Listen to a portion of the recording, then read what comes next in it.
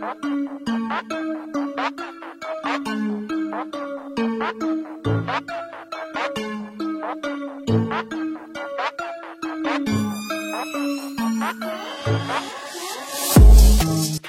semuanya, kembali lagi ke channel yang seadanya ini. Nah, setelah sekian lama penantian kalian sampai berganti tahun, akhirnya gue upload kembali, yaitu ngelanjutin pembahasan Light Novel Deathmatch Volume 6 yang part 6. Nah, bagi kalian yang lupa ceritanya, boleh deh di rewatch dulu video-video sebelumnya tentang Deathmatch. Oke, jangan lama-lama lagi, langsung kita gasken.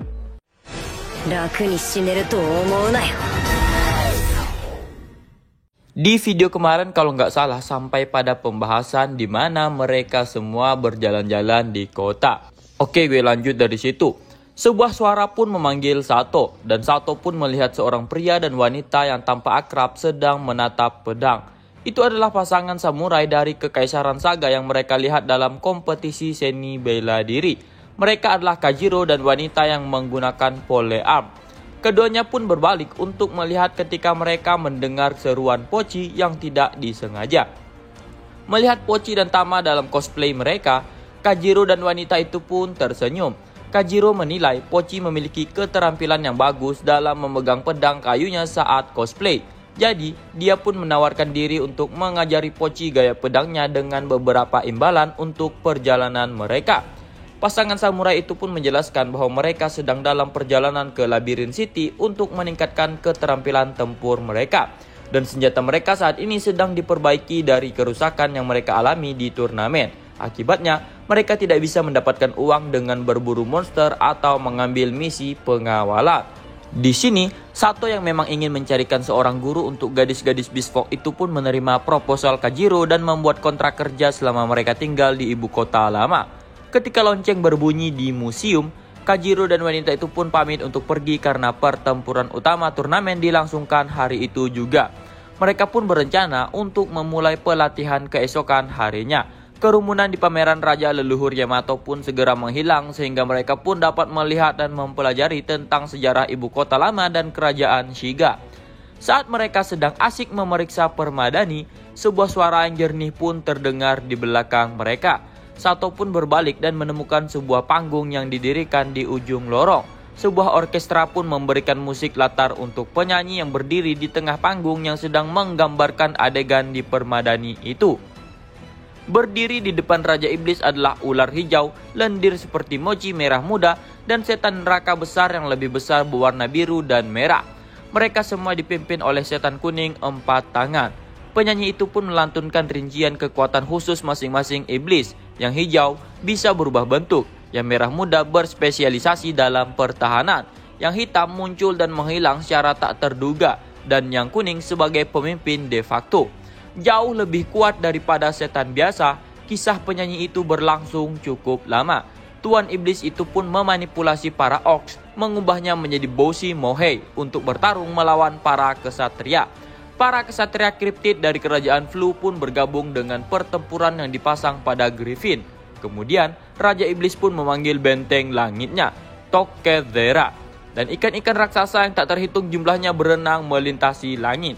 Segerombolan monster seperti hiu pun muncul dari lingkaran sihir di depan pesawat mereka dan menghancurkan bangunan dan tentara seperti gelombang pasang.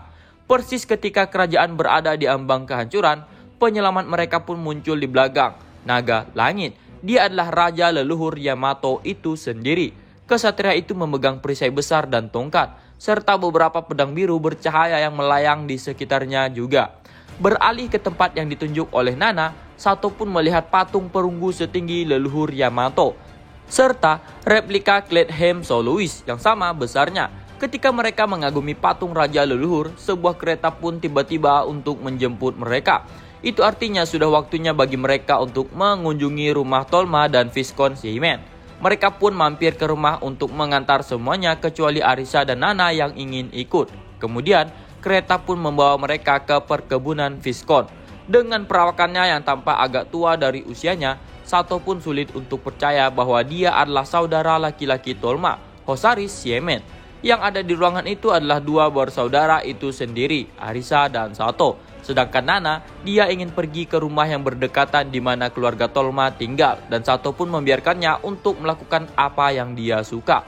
Tolma sudah memberitahu Viscount tentang prioritas utama Sato, yaitu membeli gulungan dari gudang dan memesan lebih banyak. Sehingga pengaturannya dibuat dengan cukup mudah. Karena dia mengetahui hobi Sato yang suka mengoleksi gulungan, Hosaris pun mengundang Sato untuk mengunjungi bengkel mereka. Sato pun sangat senang dengan pergantian peristiwa yang tidak terduga itu sehingga dia pun secara naluriah mencodongkan tubuh untuk menghargai tawaran itu. Keahlian Ken Hearing. Sato pun menangkap percakapan di lorong dari pengrajin gulungan yang dipanggil Sir Hosaris. Tidak lama setelah itu mereka pun masuk. Pasangan yang masuk adalah seorang pria paruh baya dan seorang wanita muda dengan bintik-bintik dan kacamata. Gadis itu adalah Gnome yang tampak biasa saja seperti anggota rasnya yang lain. Bahkan dia lebih pendek dari Arisa. Sir Hosaris pun memperkenalkan pria itu sebagai manajer bengkel bernama Dejang yang merupakan master gulir terhebat di seluruh kerajaan Shiga. Dan wanita muda itu adalah Natalina, pengrajin paling cerdik di bengkel mereka. Begitu dia memperkenalkan keduanya, Mr. Hosaris pun pergi bersama Tolma. Sato pun menunjuk daftar gulungan yang dia inginkan kepada Dejang dan mereka pun mulai membuat pengaturan. Tetapi sihir yang lebih besar tidak dapat dibuat menjadi gulungan. Dia juga tidak dapat membuat gulungan mantra yang bisa menggunakan untuk tujuan kriminal seperti fake patch dan unlock. Menyelesaikan gulungan membutuhkan seseorang yang memiliki keterampilan untuk mantra yang disesuaikan, gravitasi, bayangan, psikis, hantu, dan jenis-jenis sihir lainnya yang tidak dapat diproduksi. Karena pengguna Space Magic penduduk sedang pergi di ibu kota kerajaan, Sato pun tidak akan bisa memesan gulungan seperti itu untuk 1 bulan lagi. Namun, gudang sudah memiliki gulungan mantra teleportasi menengah, return, sehingga itu bukanlah masalah. Meskipun Sato sedikit ragu, tetapi akhirnya dia pun setuju untuk membeli gulungan return seharga 100 koin emas. Skill estimation-nya memberi harga sekitar 30 koin, tapi 100 koin tidak ada artinya jika itu bisa membuatnya berteleportasi. Selain itu, meskipun secara teknis memungkinkan, namun membuat gulungan sihir suci dilarang karena alasan agama. Setelah memastikan semuanya, mereka pun menyelesaikan kontrak penjualan untuk gulungan di gudang. Kemudian, pindah ke pesanan gulungan untuk Sato sesuai urutan prioritas. Natalina pun memeringkan kepalanya ketika dia mengamati mantra buatan tangan Sato. Karena mantra Sato sangat berbeda dari mantra standar di sana. Karena dia mengambil pendekatan pemrograman terstruktur. Mereka sangat mudah dibaca dan efektif, tetapi efisiensi sihir dan panjang mantra mereka jauh lebih buruk daripada mantra tradisional. Setelah dikonfirmasi, Natalina pun memastikan bahwa dia bisa membuatnya. Mantra mereka masih mengikuti aturan normal sihir. Karena butuh waktu untuk mengumpulkan inventaris untuk pesanan Sato, Dejang pun mempersilahkan Sato untuk melihat bengkel sambil menunggu. Sato pun membawa Arisa dalam tur itu untuk mengurangi kebosanannya. Bengkel itu berada di bawah tanah, di bawah properti Viscount dengan keamanan yang kuat yang disediakan oleh orang-orang dan peralatan sihir. Semua penjaga keamanannya berlevel 20 atau lebih tinggi, dengan keterampilan terkait spionase seperti deteksi dan pengamatan. Selain itu ada juga item sihir untuk pengawasan dan alarm, termasuk golem penjaga kecil yang berpatroli di sekitar ventilasi. Bengkel itu jelas sangat terlindungi sepenuhnya dari segala jenis sihir mata-mata. Bengkel itu juga dibagi menjadi beberapa ruangan kecil yang masing-masing digunakan hanya untuk bagian-bagian tertentu dari proses tersebut. Dengan cara itu, sangat sedikit orang yang benar-benar mengetahui seluruh prosesnya karena mereka sangat melindungi kerahasiaan teknik mereka. Kertas untuk gulungan dibuat tempat yang berbeda dan dari percakapan para pengrajin, Sato mengetahui bahwa bubuk inti diperlukan untuk membuat tinta. Ketika Sir Hosaris berada di ibu kota kerajaan, dia bertujuan untuk menimbun inti berkualitas tinggi. Karena untuk membuat gulungan sihir perantara hanya bisa diperoleh dari monster kuat dengan level 30 ke atas. Setelah tur bengkel, mereka pun kembali ke ruang tamu untuk menemukan segunung gulungan yang menunggu. Ada banyak mantra menarik di gudang selain mantra pengembalian yang Sato sebutkan sebelumnya. Sato pun mendapatkan 3 mantra sihir serangan tingkat menengah, Ice Storm, Thunderstorm, dan Implosion. Kurang lebih 5 mantra serangan termasuk Toaststone dan Air Cannon, 4 mantra sihir pertahanan, perisai fleksibel, kanopi, bantalan udara, dan bagian mana. 2 mantra gangguan magic, mana transfer dan mana drain. 3 mantra operasi, magic hand, magic string, dan flock with.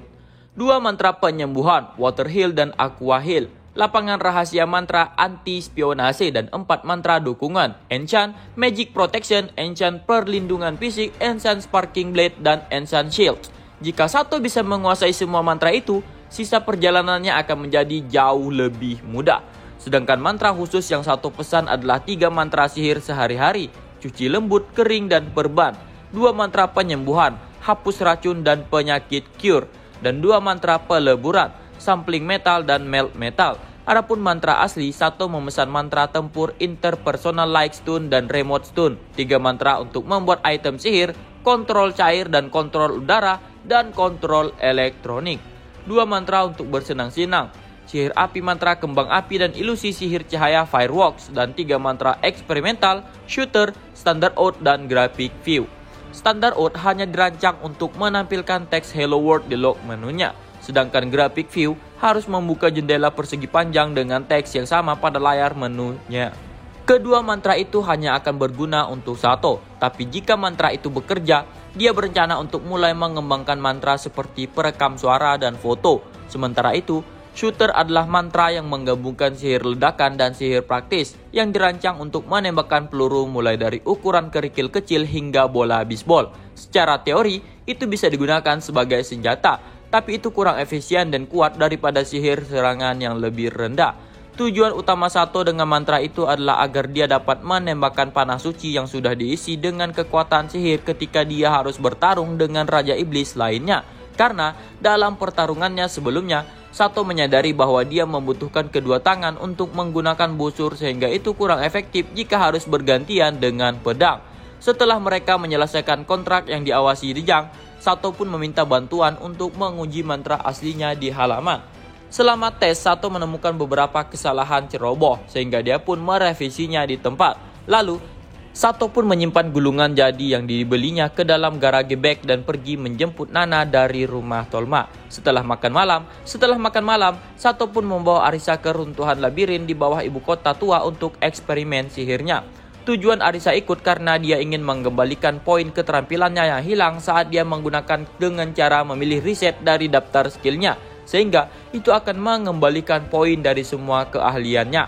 Selain dari keahlian unik dan semacamnya, alasan lainnya adalah karena prosesnya yang menyakitkan, sehingga dia tidak mau yang lainnya mendengar teriakan kesakitannya. Segera setelah riset selesai, Arisa pun jatuh di pangkuan Sato, dan mereka pun bermesraan sambil melihat bulan dan bintang yang ada di langit. Meskipun dia tidak memiliki cukup poin, tetapi dia berhasil mendapatkan Space Magic ke level 6 dengan mengorbankan sihir psikis.